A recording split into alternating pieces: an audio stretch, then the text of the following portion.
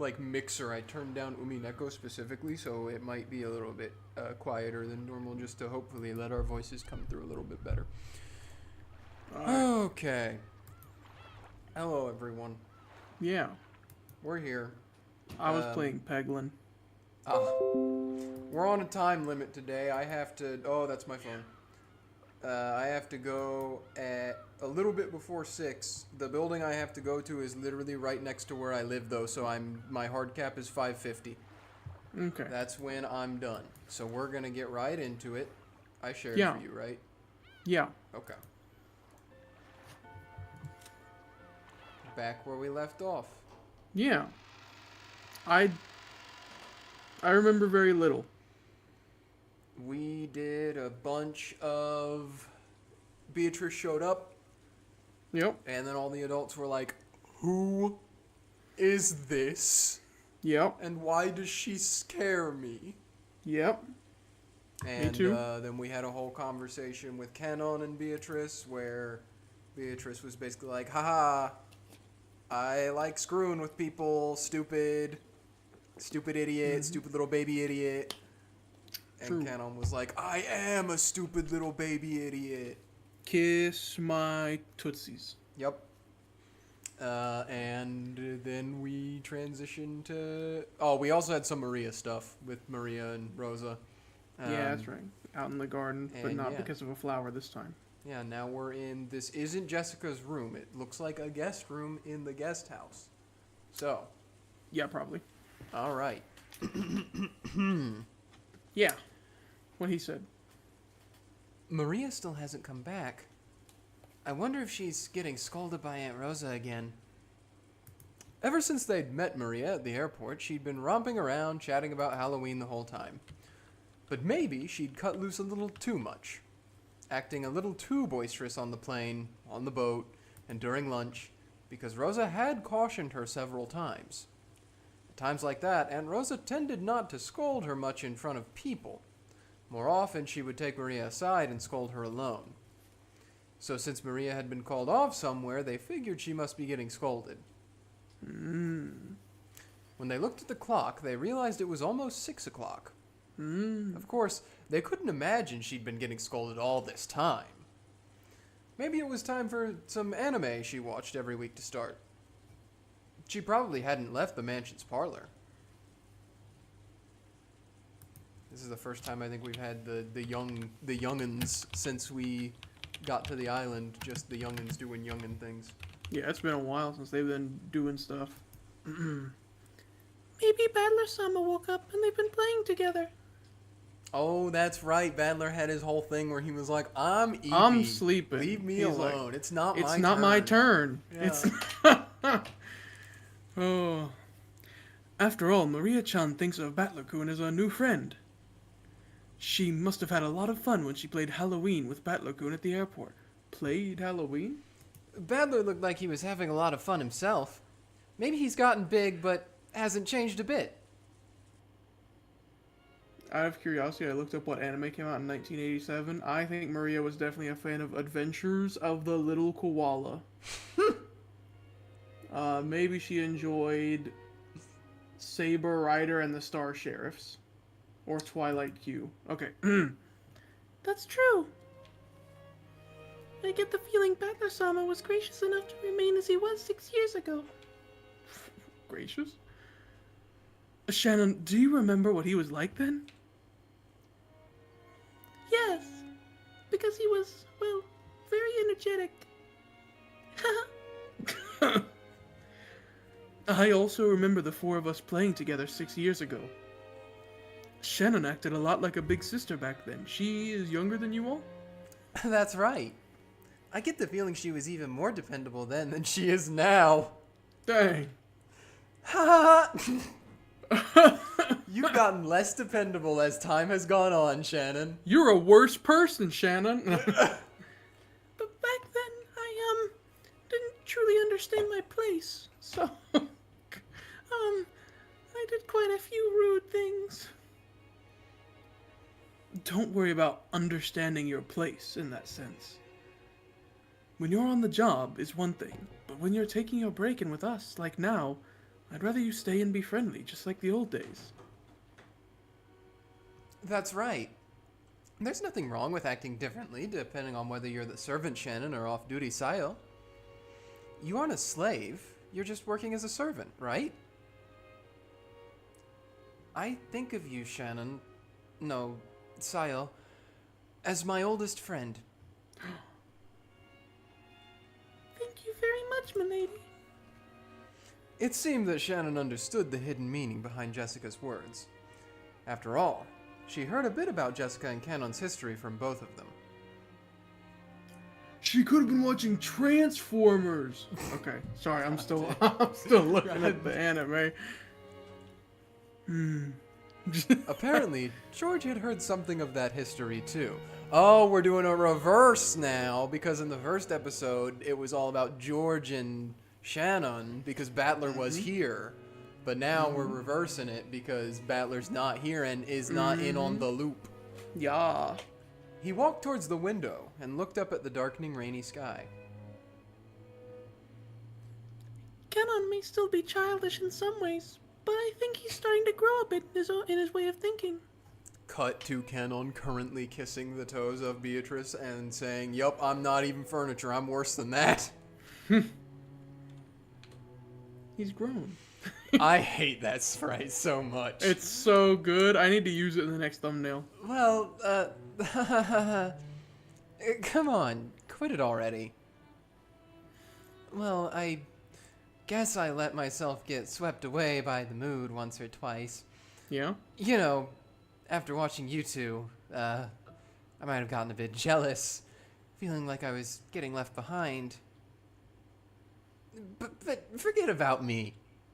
More importantly, how's it going between you two? It looks like it's going pretty good, huh? I don't know if I'd ever ask a couple to their face how they're doing. I don't know, something about that feels weird. But I think she's more asking Shannon right now because George is being brooding. True, you just sit over there, bub. I wonder. Yes, it's going very well. I think that's all the answer we needed.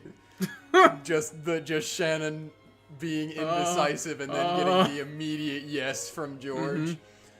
Oh. Shannon was lost for words, her face red, while George answered brightly and immediately.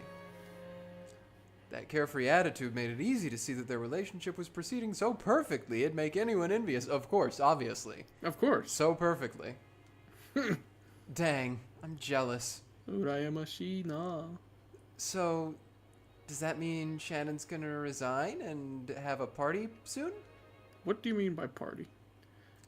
I think engagement? Oh. I wonder.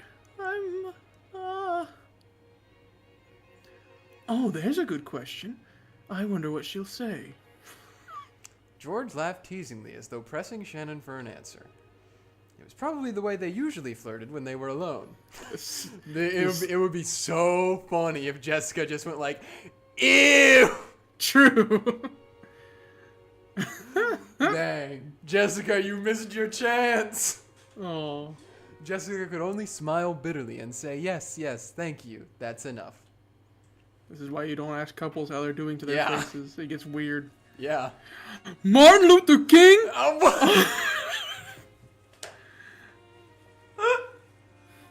It is February. Giorno Giovanna? Why not both? True. Martin Luther Giovanna. Alright. I have a dream. I don't just mean some ambition to become the leader of my own domain in business. Domain? I also dream of building a happy family together with a partner I can spend my life with. Wait a minute. Isn't Hideyoshi in restaurant business? Yeah? Domain expansion. Malevolent kitchen. True. George's domain. It's his domain. What's his little hand sign for it gonna be, I wonder? I want 2 kids at the very least. Final offer. It'd be nice to be able to do some sports as a whole family. and many more things beside that.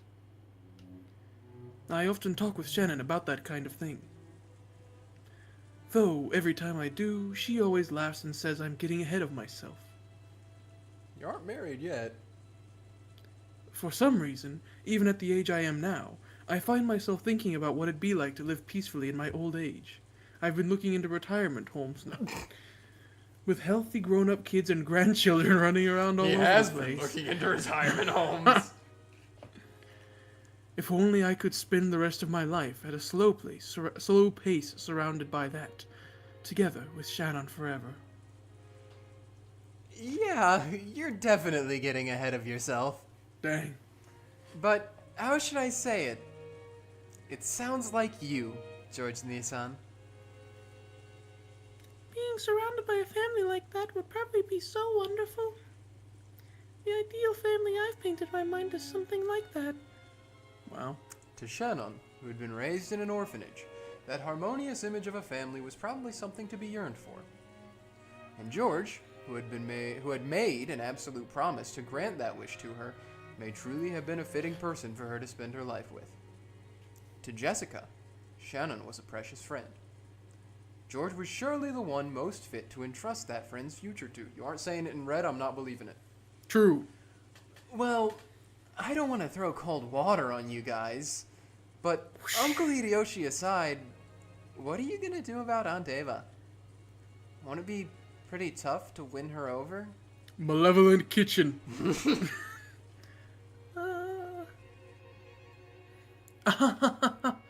There's no reason for anyone to worry about something like that. No one but me gets any say in who I choose to be my partner. I will bring Shannon happiness. Whose permission do I need for that? Genuinely, I don't know. Stop cheesing, Jessica. Stop. They use that sprite so much in They this chapter. didn't use it once in episode 1, and it's like they were like, we forgot we had this sprite. We have to use it, guys. Oh. George Nissan, that was cool. I can't believe you can say stuff that embarrassing out loud. I don't remember you ever being that kind of character in the past. It's called having feelings, Jessica. You wouldn't get it. You're a tsundora. The Explorer? As they say, if you don't see a boy for 3 days, you should watch him closely. Who? Have you not heard that phrase? No. It's okay. So I don't know if it's originally Japanese and this was just a poor translation, but the translation is, or the original is something to the effect of, if you leave a boy alone for a day, the next time you see him, he'll be a man. Okay, I can understand that. Yeah. Okay. That's what it's going with there. Anyway, I grow as much as anyone. I intend to study more and grow to be the man Shannon deserves, the one who can bring her happiness. Maybe even George realized how embarrassing the words coming out of his mouth were. His face turned very slightly red, and he scratched his head. George-san. She says, it's okay. I'm sure Mother will be difficult, but you can leave that to me. You'll see. I'll make all the relatives accept you as my partner. Awesome. I'm jealous of you, Shannon. Seriously. I wish I was dating George Nissan. You can have him. That you're willing to go so far. Stop! Come to think of it, I'm starting to feel like a third wheel here started. Don't ask about a relationship. Maybe I better leave, huh? See? You can get started on those grandkids. Right? As Jessica rose with a forced smile, really? I would have never known. From the bed she'd been sitting on, the phone rang. I thought I heard something. I thought I was losing my mind. Oh, there is a sound playing. Yeah, you can hear the little bit-a-ding. Yeah. Like. Before Jessica picked up the receiver, wondering what this could be about, Shannon looked at the clock and jumped. Apparently, she'd spent too much time on her break. Ah! I'm sorry. I forgot it was time for work. Then, if you'll excuse me. Tsuneshimasu. At the same time, Jessica picked up the phone. Oh, at the same time Jessica picked up the phone, Shannon began dashing out of the room. Shannon! Again, the usual time, at the usual place. Yes. Excuse me. Moshi mosh. It's Jessica. Genji-san. Yeah, Shannon's going back to you guys now. We held her up, so please don't scold her. Yeah. Yes. I see. So it's almost time for them to get ready for dinner. It is 6 o'clock. I normally eat dinner like 5. Bro, I had my dinner an hour ago. Many plates were lined up on the counter in the kitchen. Preparations for dinner were proceeding steadily. The number of plates lined up there was 19. That was one more than should have been set up for the annual family conference. I don't believe she's going to come down to dinner with them, but it would go hard if she did. It would. It would be so crazy. I think about how technically Kenzo's one of the 19 and he doesn't either. Yeah. I can't accept it. Why can't I deliver it directly? Goda-san flared up at Genji, paying no heed to the pot that was spitting steam. The master enjoyed eating alone in his study, so his food needed to be served in that room. However, that was something that always happened. Of course, Goda-san would want to set the table for the master with his own hands, since he'd put his heart and soul into his cooking. But the master had imposed a strict rule that none but the servants bearing the golden eagle crest could enter his study. Bozo. True. So while Goda-san would be able to greet the master from outside the study, not once had he been granted the honor of carrying his cooking inside. Goda-san was always irritated by this. Of course, he was a newcomer in terms of years of service. However, he had piled up plenty of experience from his previous jobs, and he was quite confident that he'd be able to perform in front of Kenzo in a manner that would do him no disservice. And yet, simply because he was not permitted to wear the golden eagle, he still hadn't been blessed with this honor.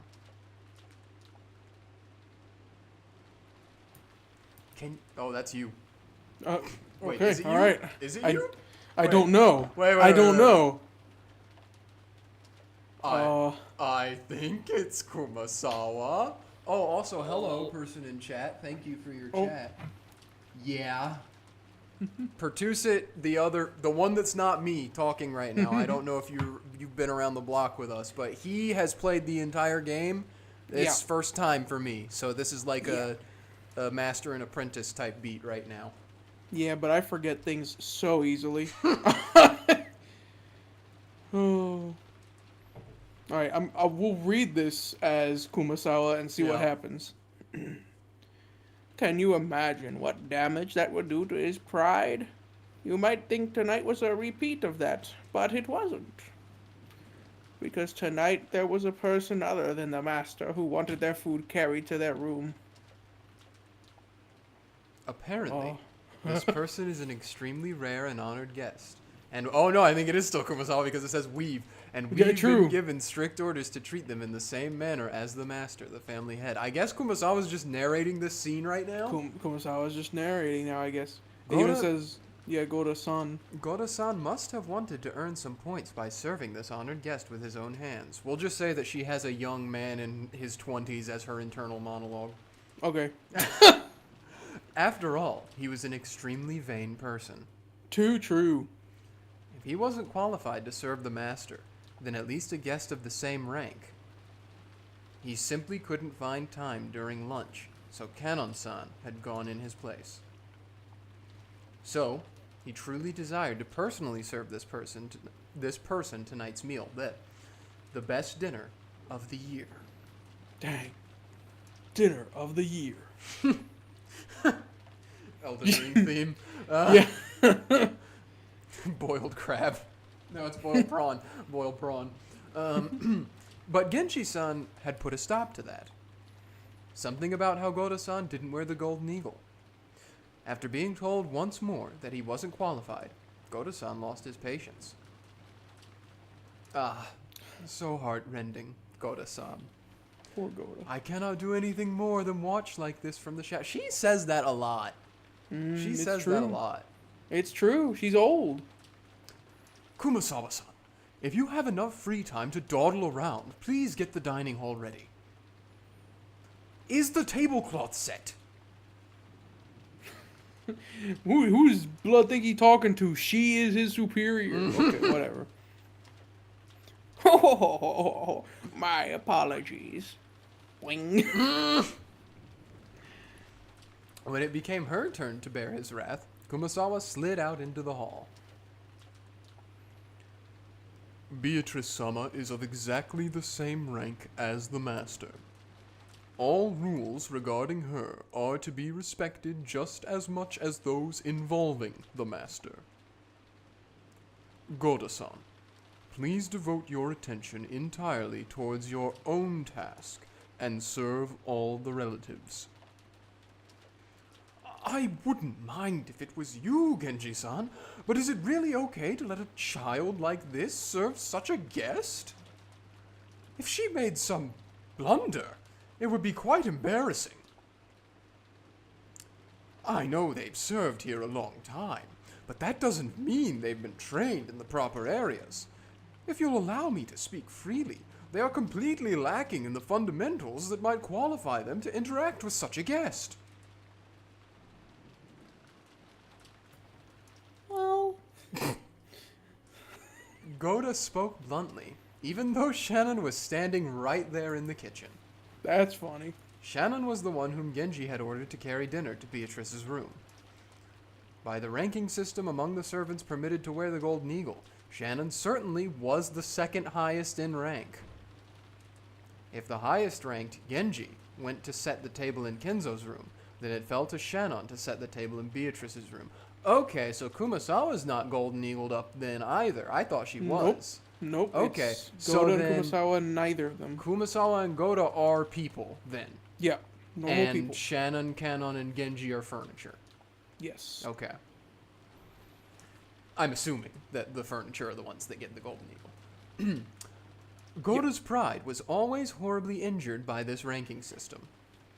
At times like this, he'd speak out bluntly and rudely against Shannon and Kanon. That was still right, but Goto kept raising examples of each of Shannon's failures until now, making a ruckus about how she couldn't do this or was terrible at that. Shannon, who listened to this with her head hung in shame, heard Kanon's voice from behind her. Holy Kill moly. him. No. Yeah, right. Kanon had been leaning against the wall in the hallway near the kitchen entrance, a blind spot from the inside, and had been listening to all of this. He probably knew that if he entered the kitchen, sparks would start to fly his way. I've got to say it. The man's scum.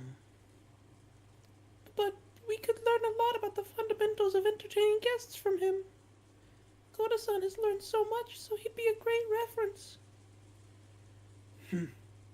Nay, son, you sure are nice.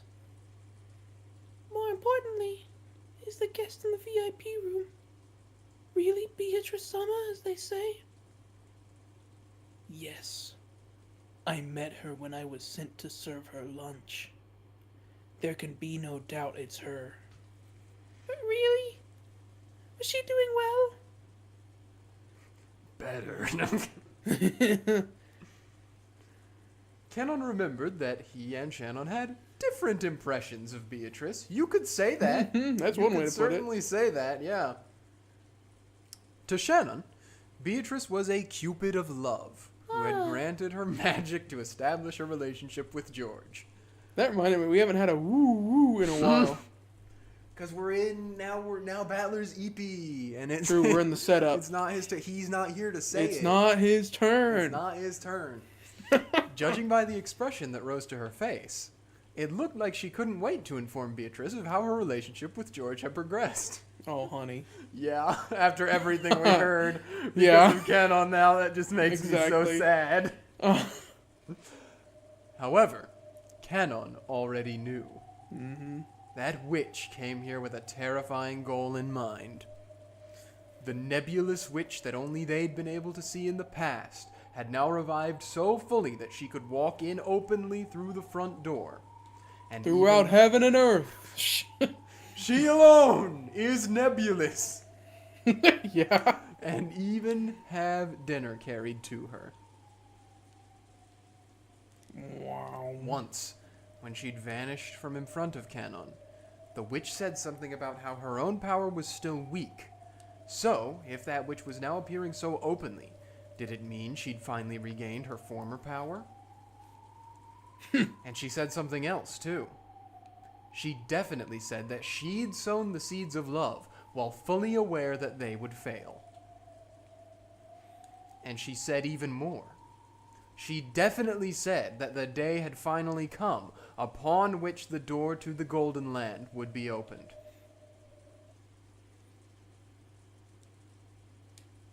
Shannon. She's planning to hold some bizarre ceremony with the Master, and you can bet it'll be something too horrible to imagine. And no one will be able to resist. What are you talking about? She came here. She came here as the Master requested, so that the door to the Golden Land would open, and so that everything would be returned to the Golden Land. She definitely said that to me. In the past, the two of them, as furniture, working for Kinzo, had been told what opening of the door to the Golden Land meant. So Shannon understood everything, without having to ask a single question. And because of that, she felt a deep despair. Something tore at Canon's heart as he looked at that expression twisted with grief.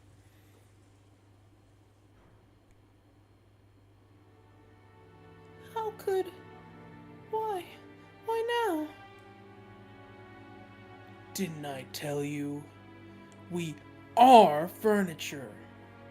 Because you acted like a human, because of love, you're incapable of obediently accepting the day our service comes to an end. Once I wished this day would come, but it never came, year after year. I didn't know how long we'd be forced to endure suffering as furniture.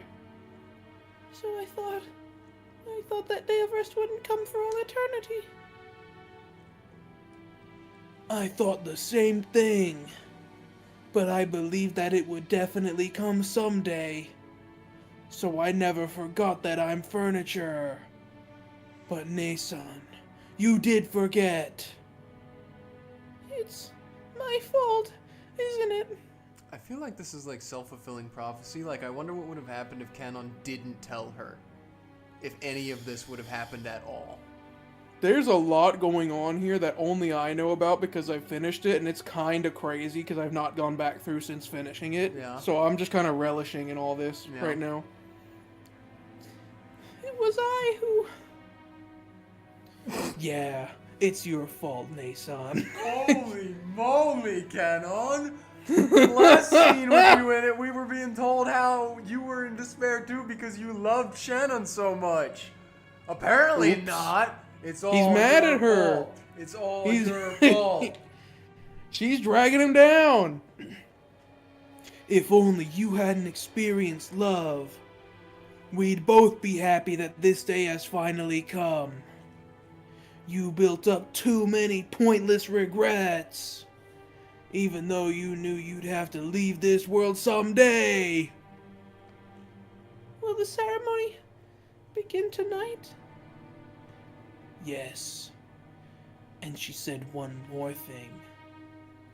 Tonight, George Sama will probably give you an engagement ring, Nason. Is she gonna turn him down this time?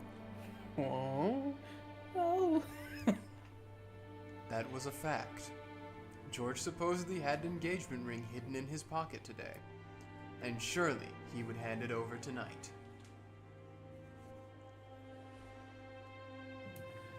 She brought you two together. This is canon. I know, I thought it'd be funny for a Okay. minute because her eyes were closed. I don't know, like twisted Shannon, just a glimpse into my frigged up world. She brought you two together, planning to use you as the sacrifices of the second twilight. Get it? She tempted you and took advantage of you. George is Adam, Shannon is Eve. I already said I said the dang garden analogy earlier. I know, it's happening again. It is happening again. Mm-hmm. It's again? Yeah, we are currently at again right now. I see. I never thought of that. So who's Jesus this time? Goda. But she No! told me. She promised that if you don't accept the engagement ring tonight, you won't be chosen as a sacrifice, Nason. It's actually Kenzo because they hated him despite him telling the truth. True. I think our chances of being able to go to the Golden Land together are very slim. There will be 13 sacrifices. Only 5 will be left alive. So then everyone revives in the Golden Land. True. The chances of us being part of that group are tiny. Not that tiny. But if you just accept her offer, those chances will rise. I want to take that bet. He's betting on 0. He's betting Actually, on he's not 0. at all this time. No, he's betting on 5 of Yeah, he's betting 13 or 5 of 19. Yeah. Our salvation is in the Golden Land. We're gonna reach that place and gain humanity. And then I want to live life as a human together with you, Nason. Didn't Beatrice just tell us earlier that like what happens to the furniture is they just poof? They're gone after this? Or am I crazy? Am I crossing too many wires? I don't know. I remember her mentioning that after when they go to the Golden Land they become human, but it might also be that you just poof after that as well. You poof and become human. I don't know. If we do that, we might be able to find true love. Okay, wait, so what's stopping... Then why is Shannon in such despair if it's like, oh, I just gotta go to the Golden Land and then I can come back and marry George? I mean, I guess maybe because she's worried like George is gonna get killed? Yeah. Or she will. Or she will, but like still, everyone gets revived in the Golden Land, but is that different? Is that like, oh, actually you can only be in the Golden Land when you're revived, so it's not really you're revived? It's like you're in this limbo forever now? I guess I'll find out. Yeah. you just gotta go. In the past, we used to dream about being able to go to the Golden Land.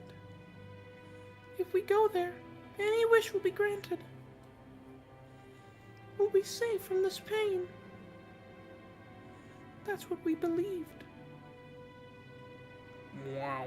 That's not the right one. True. However, in this ceremony, only a few people would be invited to the Golden Land, chosen by fate and chance. The roulette.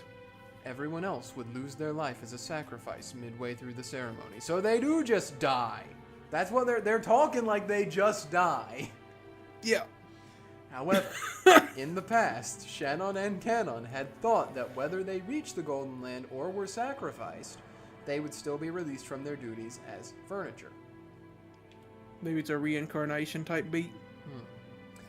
That meant this ceremony would definitely bring release to furniture like them, no matter what happened.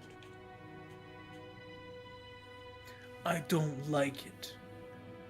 Together with you, I want to make up for all the suffering we've endured. I won't become a sacrifice. Nason and I will remain alive, and we'll reach the Golden Land together.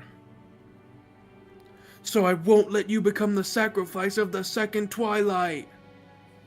Please, Nason, don't accept that man's ring. I feel like just because she accepts the ring doesn't mean they're not a couple, but okay. Yeah. If you don't accept it, she promised not to select you as a sacrifice. Did she? No. Huh! I cannot do that. Tonight's ring is very special. My heart won't let me refuse it. Aw. Nay-san! The sacrifices of the ceremony are decided on the witch's whims.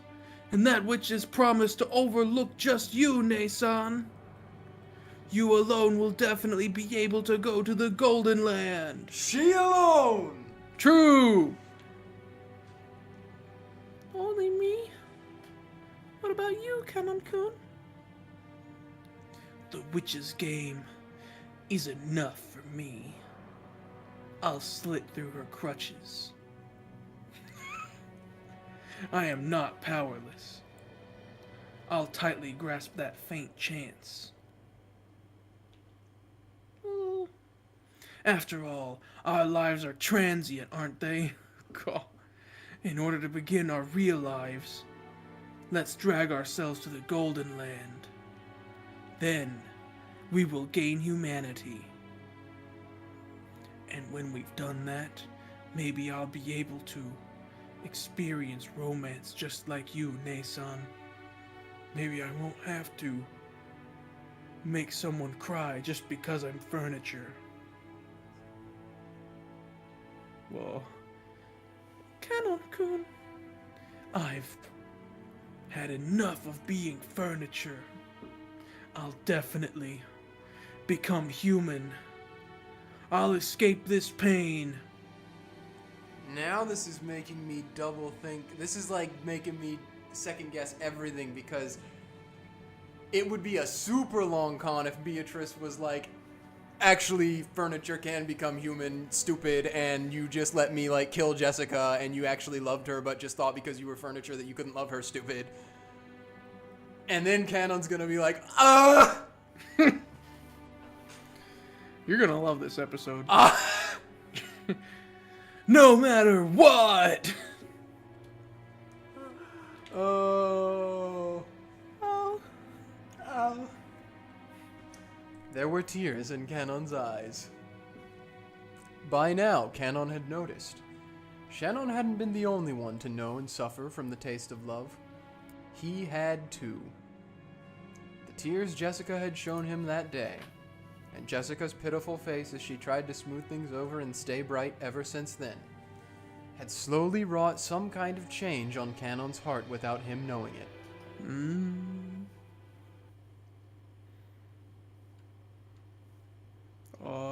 Oh.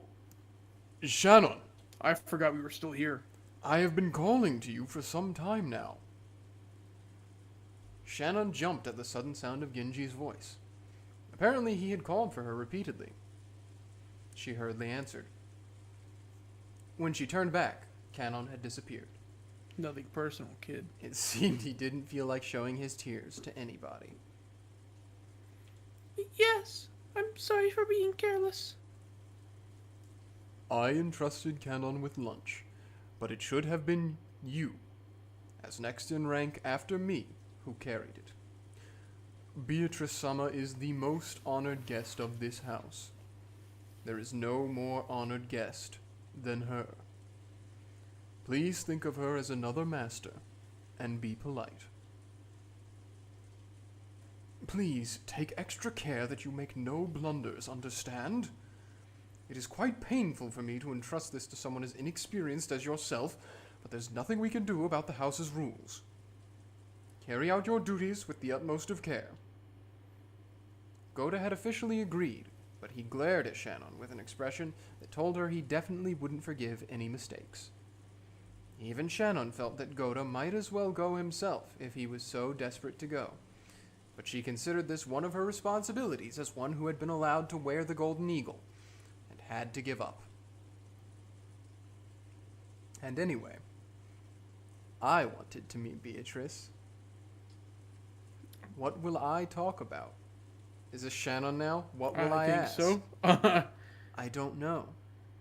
Will this be a meeting of gratitude? Or one of grief? Or else, what? I don't know. Shannon piled the witch's food onto the serving cart and left the kitchen at a slow pace. So they got a serving cart, but this is on the bottom floor. I like to think now, instead of like a dumbwaiter, it's like a car jack. And they just have to crank it a bunch and get it up to the second floor. Yeah, okay, I'm with it. The person knocking was Krauss. Father, today is our annual family conference. Haven't the siblings gathered here just to get a glimpse of you? I'm getting deja vu. Oh, here we go. Ah! Be silent! I say I won't leave. You're there too, aren't you, Genji? Why haven't you had my food brought here as I ordered you to? Kenzo screamed across the door. Genji was waiting behind Krauss. Your meal has been prepared so that it might be carried to the study. However, Krauss-sama has expressed his wish that you eat downstairs tonight. Father, I'm not asking you to do this every day. Just for this one night, won't you gather together with your family? Who are you calling family? Doink. Since when have you considered vultures circling in wait for roadkill to be family? Would you call rotting, oozing maggots family as well? Damn. In 1977, Playboy made a braille Damn! Damn!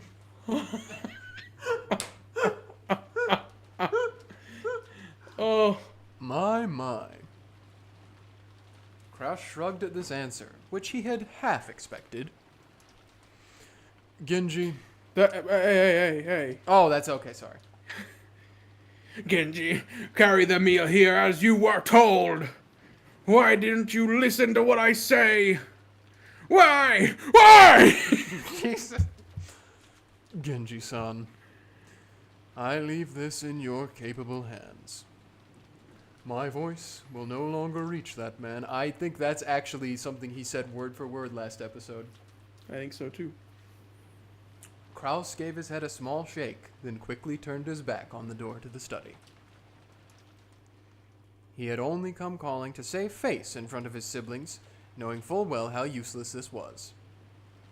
After Genji watched Krauss disappear down the stairs, he called again across the door. Master, we have finished preparations for your meal to be carried here. Shall we bring some for Dr. Nanjo as well? The fact that Nanjo just had to sit there in silence through all of that. Nanjo could be seen in the study. Because Kenzo had forcefully pestered him into finishing their long-lasting chess game, they had been playing against each other since the early evening.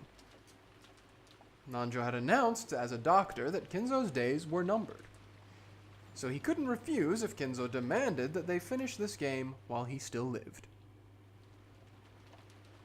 Kenzo was thinking deeply about his move, concentrating more than usual. It had been Kenzo's turn for quite some time, and Nanjo, who was tired of waiting, had randomly pulled out a book on magic that he couldn't understand, and was skimming it.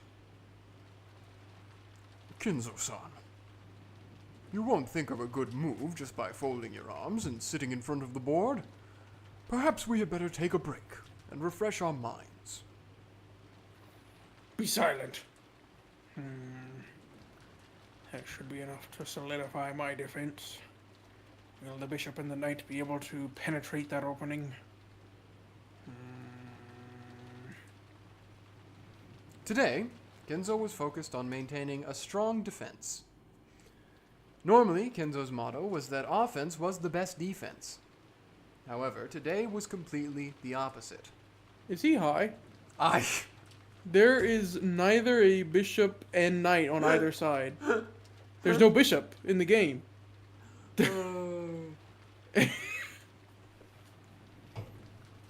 I am also hungry. Shall we suspend the game here?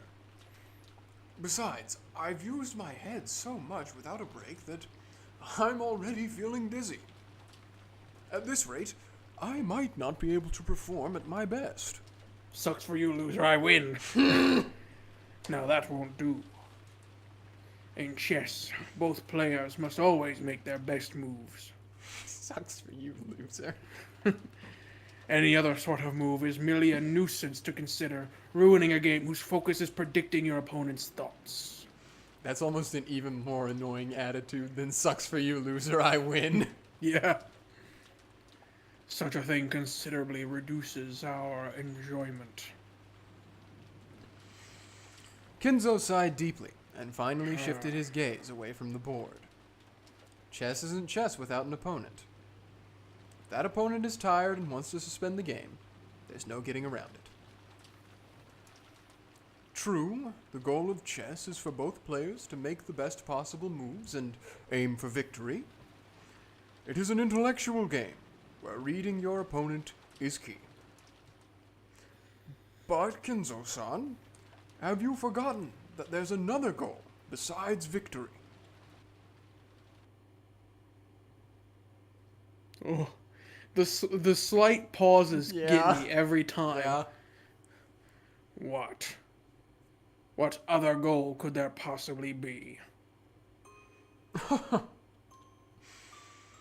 To think that you, of all people, would forget something like that. Chess is a way to pass the time having fun with a friend. You've got me there. I believe I once said those exact words to you long ago. Yes, you've got me there. Kinzo, who almost always wore a frown, relaxed his face for once and laughed. Nanjo felt like he'd been reunited with a close friend he hadn't seen in ages. That's how it is. Now that I've managed to take a shot back at you, what do you say? Will you go down with me and have dinner? Why don't we discuss Kasparov's middle game along with some coffee?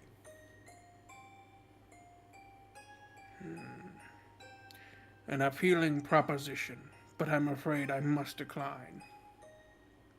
I can no longer leave this room. After all, the ceremony has already begun. Is that so? Well, my stomach is growling. I will go downstairs. Anytime you feel like it. Nanjo, thank you.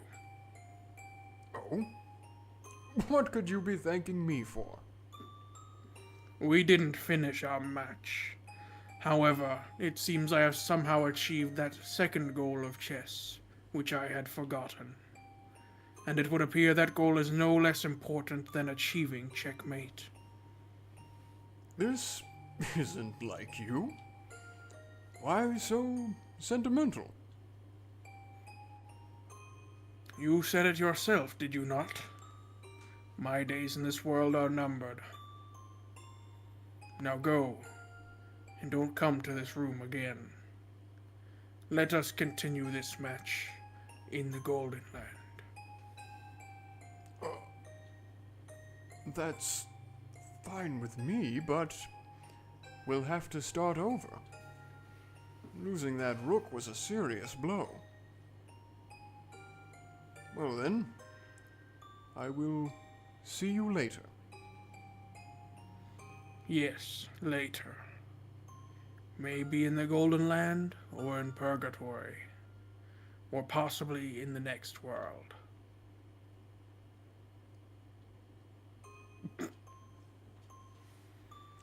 Nanjo didn't say anything beyond that. He simply faded out of existence. No. Meow. And with emotion made smooth by familiarity, he pushed the button on the table that would release the auto lock. Then, after looking at Kinzo's back one last time, he left the study.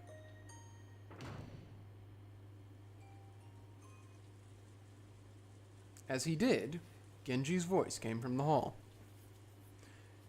If you are ready, master, I will now carry in your dinner. It may be my final dinner. I must savor it. Please, prepare it. As you wish. And are your preparations complete as well, master? Indeed. In the time leading up to this day, this room has been carefully wrapped in a multitude of barriers. Even if her roulette chooses me, I will definitely repel it. I will remain alive and will surely become one of those who reach the Golden Land. I shall repulse the visit of the Reapers trying to drag me off to the land of the dead.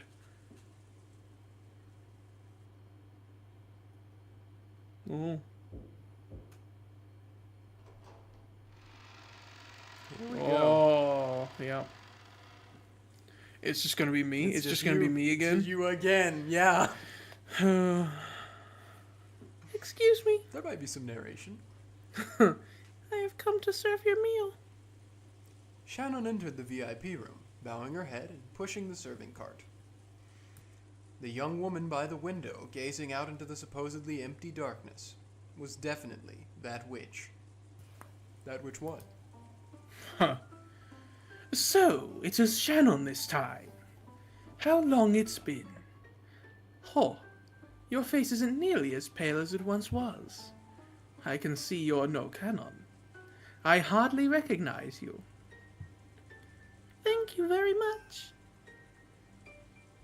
Shannon solemnly prepared dinner.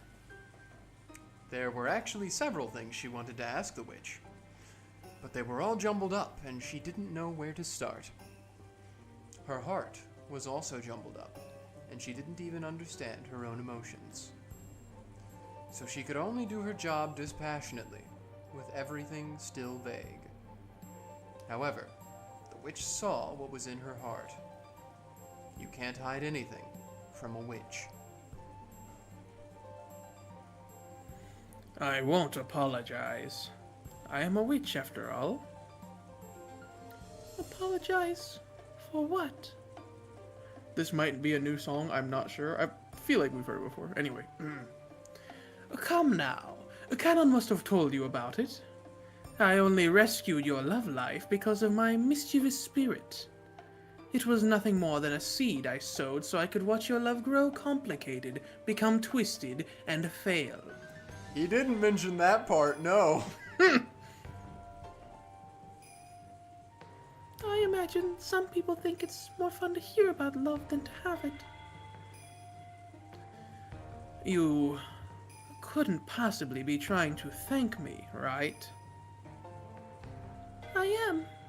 No matter what kind of ulterior motive you had when you gave me the magic of love, it doesn't change the fact that I received it from you.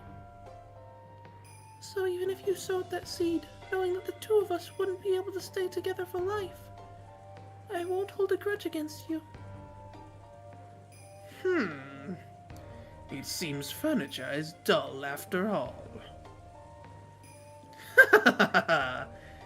This is where I show my skill by cooking it into something interesting. Let her cook. She keeps saying that. Oh. Did Ryukishi 07 know? Did he look forward 14 years from when he Krauss. made this? Yeah. True. His business sense. I don't understand what you're thinking, Beatrice-sama. You are a great witch. People like us don't even reach your feet. Not true at all. Canon did it pretty Yep. easily.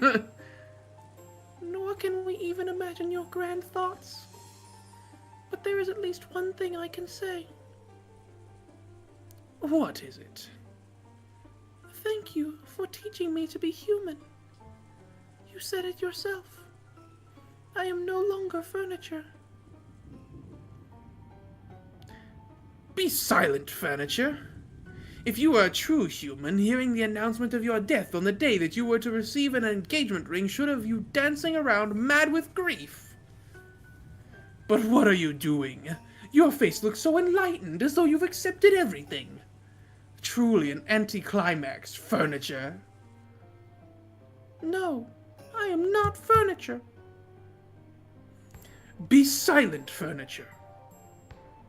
I won't be silent. Holy moly, Shannon. Because I'm not furniture. Are you saying you won't obey my orders? Furniture obeys orders, but a human decides for herself whether to obey orders or not. So I won't obey your orders.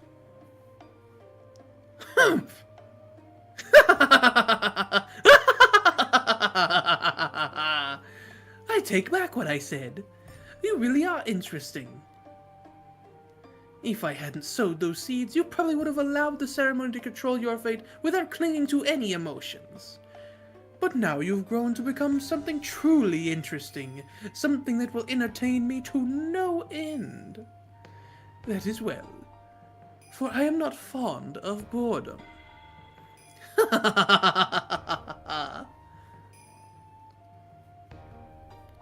Dinner is ready.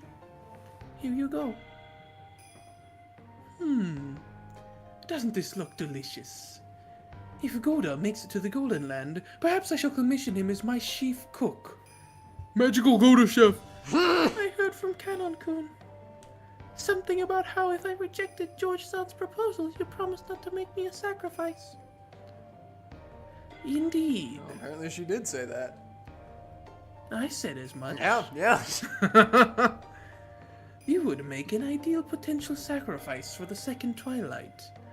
But because Canon cried and screamed asking that I spare you, I graciously listened to his words. With the condition that you abandon your engagement, of course. See how gracious I am? What a foolish offer. And what a foolish threat. So you used that to thoroughly bully Canon-kun, did you? Oh, so you comprehend. Apparently, Shannon had seen through it. She had apparently guessed at how the witch had bullied and humiliated Canon with that horrible promise as bait. I made him crawl on the carpet and kiss my shoes. And that's not all. Do you want to hear the other ways in which I humiliated him? Shannon silently shook her head. I've finally come to understand you. You like to bully, confuse, and trouble people, and you do it to entertain yourself. We got some new Shannon sprites, too. Yeah. So now I know for sure the one single way I can resist you. And what might that be? I don't care about you. Damn! In 1977. Shut up! I'll carry. I can't. Hold on, wait. Give me a second. Damn! Whew. That's. Whew. I'll carry out the fate that has been given to me. That's all. I won't entertain you.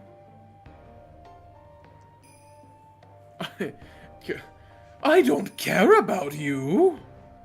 That actually hurt. That actually stung. Yeah. The witches featured twisted in hatred for just an instant. What a look. It disappeared immediately, but the expression that briefly rose to her face was rare for the witch, whose malicious smile usually never faded for a second. I love that look so much. Okay. I see. So you might resist me in that way. How amusing. How truly entertaining. I'll kill you. You and your lover both. If that's the fate you've decided upon, do as you will. I won't be afraid, and I won't stand against you. After all, I don't believe the cruel fate that's coming is something controlled by your will. We humans know nothing about fates that might come to pass in the future. That's why I'll live to the fullest, until the last instant, following my convictions and the fate set before me. Fate is just a roll of the dice. There's no malice in it. Even if you claim there is, I won't believe it. Oh, so even though you've quit being furniture, you have no fear of death. It seems you believe this will bore me, but you couldn't be more wrong. The thought of seeing whether you can hold on to that view until the last moment merely serves to intrigue me more and more.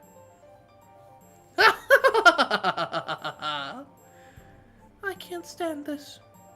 Why did you take the form of a human, appear in front of us, speak with human words, and ridicule us? If you hadn't appeared in front of us, if you hadn't predicted the future, we would have been able to live life to the fullest until the last moment. That's what witches do. I live off your fates, reigning as a high-order being does over low-order beings. Your fates are nothing more than fragments, capital F. Capital F. If I kept my hands together, I could scoop out as many of those as I want. Just like how no matter what the beef cows I raise might babble, it doesn't change the fact that I'll be having them for dinner. We are powerless, so we cannot fight against your ceremony or fate. But I can make you unhappy right now. Oh. And how are you planning to accomplish this? By walking away from this place right now. No matter how I respond to your words, it will only amuse you. Refusing to respond to your questions is my only method of resisting you. I see. You might be able to take a shot at me. But you cannot defeat me, yes? I have the power to kill anyone for eternity. I cannot wait to see whether you can keep up that resistance in an endlessly repeating cycle of death and rebirth. Don't you forget it, okay? You spoke those words yourself.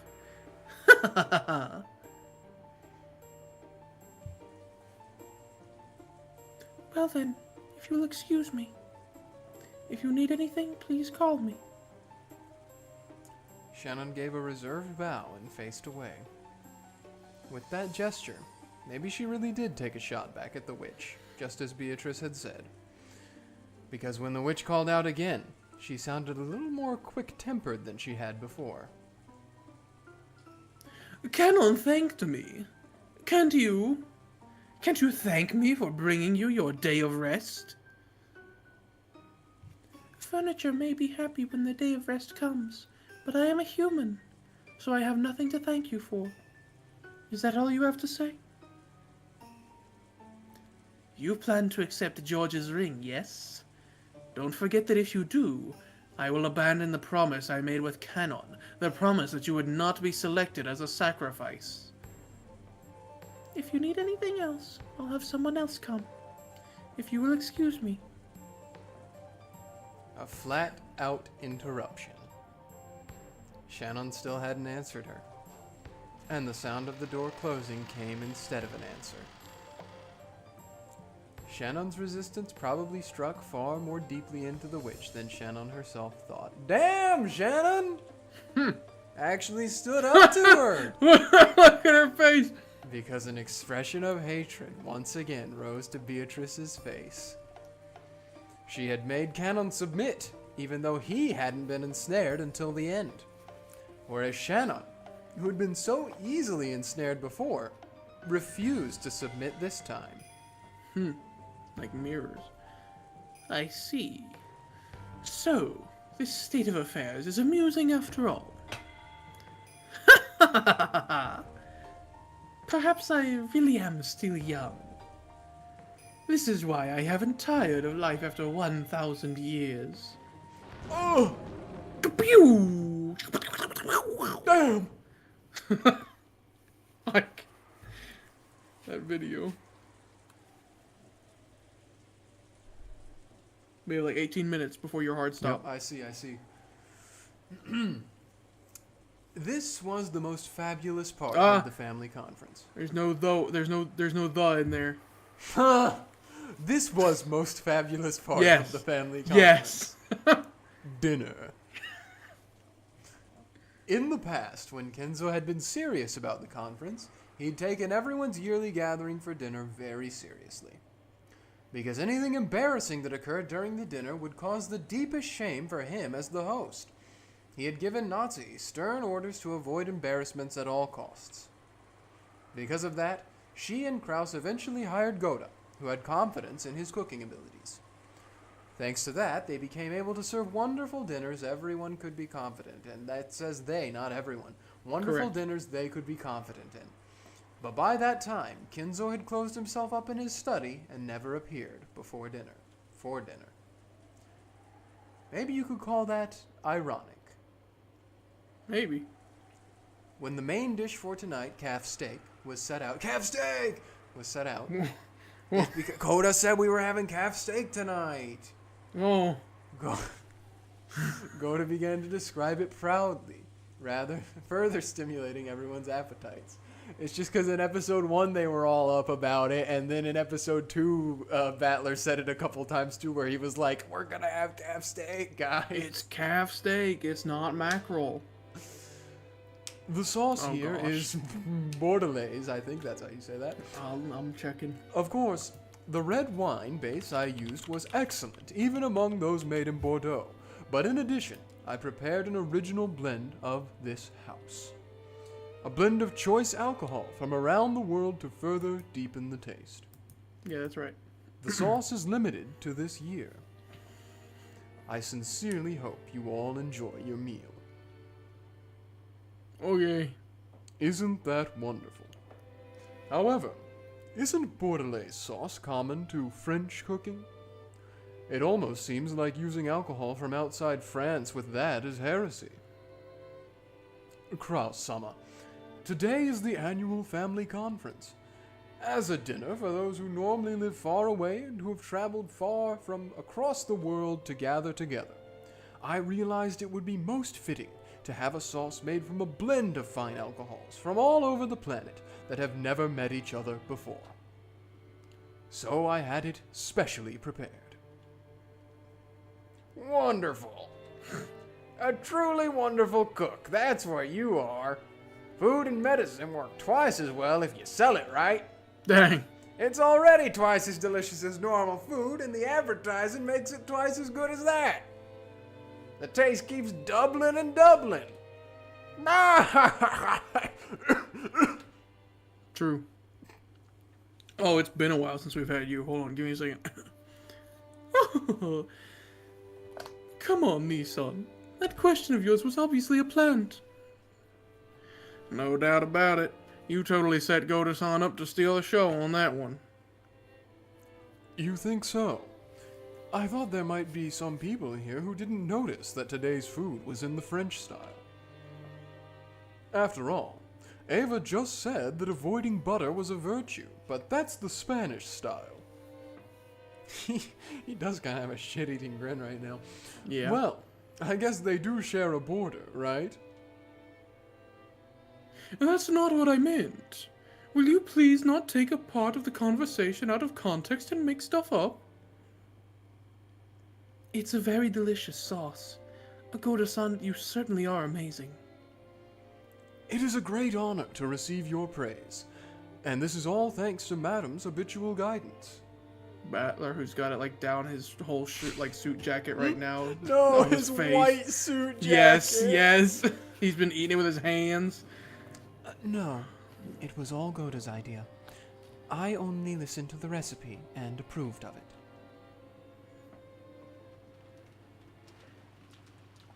That's the sound of the sauce dripping. Yes. It looks like the siblings quickly got into a loud argument about the sauce. The sauce? But for the most part, dinner proceeded peacefully. However, a certain question they desperately wanted to ask burned inside each one of them. Oh. It was about that visitor, the 19th person, the Golden Witch. In actuality, Ava and Rudolph and the rest were very much on their guards during this meal. If the mystery guest was ever going to be introduced, this dinner table would be the most appropriate place to do it.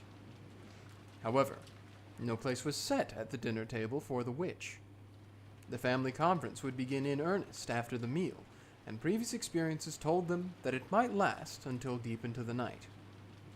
However, they couldn't imagine why such a person should be kept hidden away until that late, if they were going to be introduced in the end anyways. Oh gosh, here we go again. So, Ava and Rudolph and the rest were starting to feel a certain suspicion. Remember, Rosa? Remember what you were given? Perhaps this guest was unknown even to Krauss. If this wasn't an assassin called by Krauss to give him an advantage in the inheritance problem, then maybe they should speak frankly to Krauss beforehand, creating a common front to resist anything disadvantageous to the four siblings. If she was Kinzo's assassin, whose purpose was to keep the inheritance from being handed over to the four siblings, the enmity between Krauss and the other siblings could only become a weak point that benefited the enemy. Well then, please enjoy at your leisure. When he finished explaining the reasoning behind the table setting and the cooking, Goda tried to leave the room, but Kyrie called him to a stop with a small voice. Yes, Kyrie-sama. What is it? Please excuse me. I was under the impression we had company today. But can we expect to be joined at the dinner table? She had planned on saying it nonchalantly, but unfortunately, it reached the ears of Natsuhi, who was sitting in the next seat over. It seemed that Natsuhi had heard it as, even though the guests are here, why hasn't the host come to dinner? In other words, that Kyrie had asked whether Kinzo was going to join them for dinner.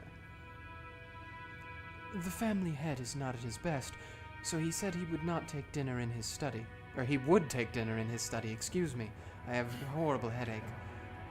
I believe my husband explained that in the beginning. I'm sorry. That's not what I meant. Natsuhi's reaction instantly told Kyrie that this unknown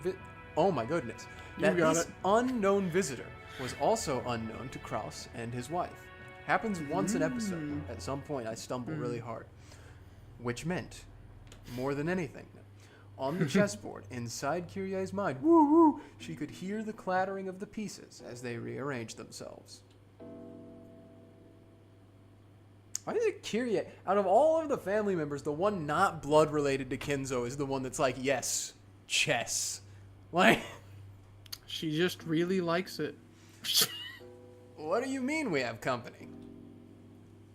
Battler, who had been sitting next to Natsuhi, seemed to have heard Kyrie's words without misunderstanding them. Thinking it strange that someone else would be invited to today's family conference, he spoke up incredulously. And thanks to that, the uncomfortable feeling building in the siblings' chests suddenly exploded. Yo. I thought it was going to say everyone looked at Battler at the same time. Everyone looked at Goda at the same time. Judging by their reactions, it was clear that no one here had invited that mystery woman. For an instant, Goda was startled to find everyone's gazes gathered on him. But because of his naturally vain personality, this actually gave him a feeling of superiority.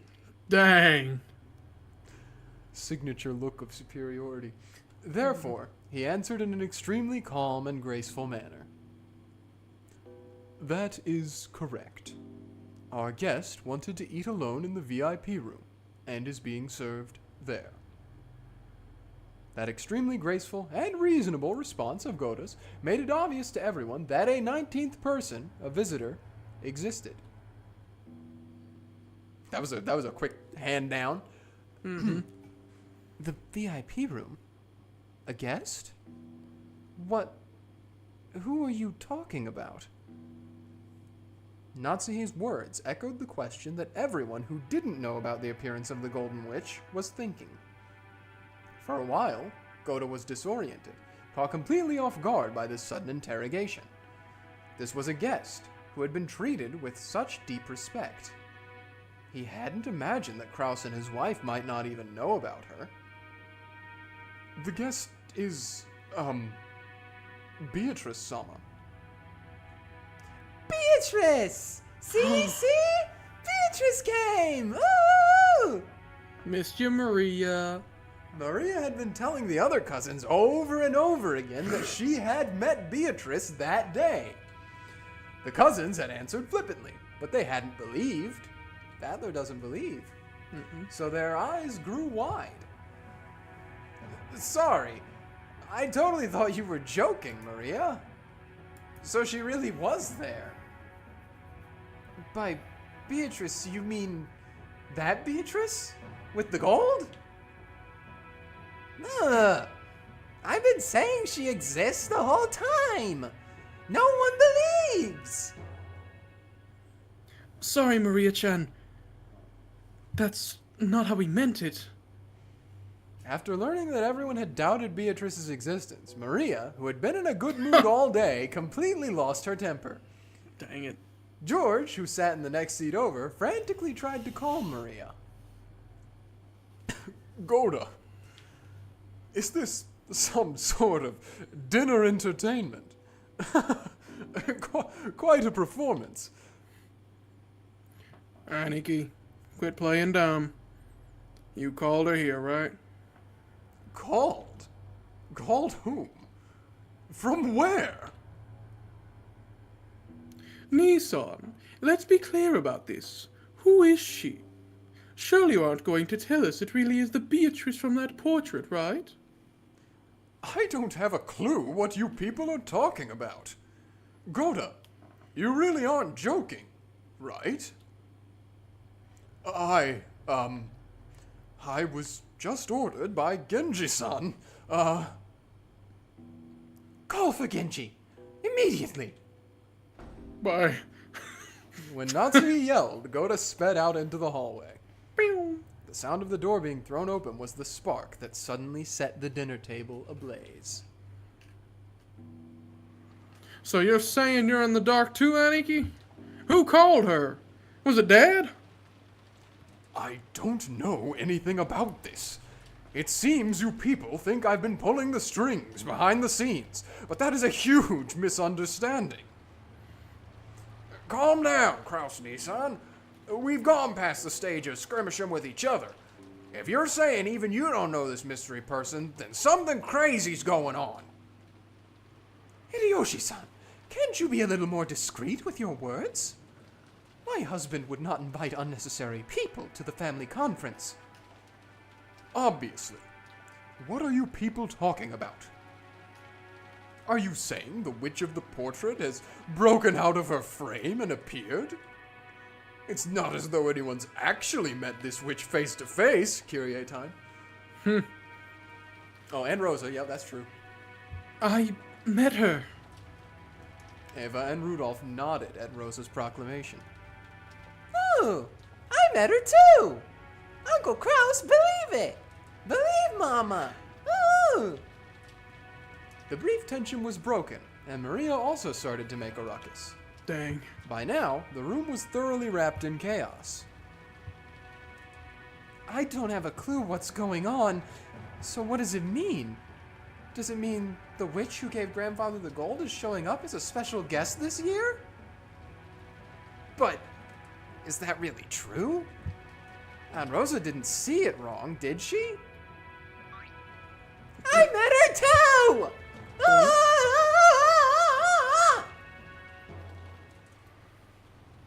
Aunt Rosa, are you sure? Yes. Maria and I met her, and we even talked to her. Thank you, Rosa, for giving Maria credit. I met her. That was definitely a witch. Believe me, I definitely didn't see it wrong or hallucinate or anything. What on earth was that? Kyrie, you could probably also, like corroborate that you saw her too. That would probably help the situation. No. All right, I think this might be your point. Okay. Because you got 3 minutes. So Everything has exploded into chaos. we're going crazy. We had a short stream today, but we are leaving, I think, on a pretty good cliffhanger here with this tension. Who brought Beatrice here? Did she just get here? How is she here? How is as she well? here? Do they know? Does he know? So many questions. Picture of Kenzo instead of the Riddler from Batman. Does he know? Beatrice is here? True. All right. Well, I have to go, like Bertucci said, so we won't do our big breakdown like we usually do at the end of stream. Yeah. I'm just going to cut it look off here. forward. Yep. Look forward. We'll see you again next week. Bye.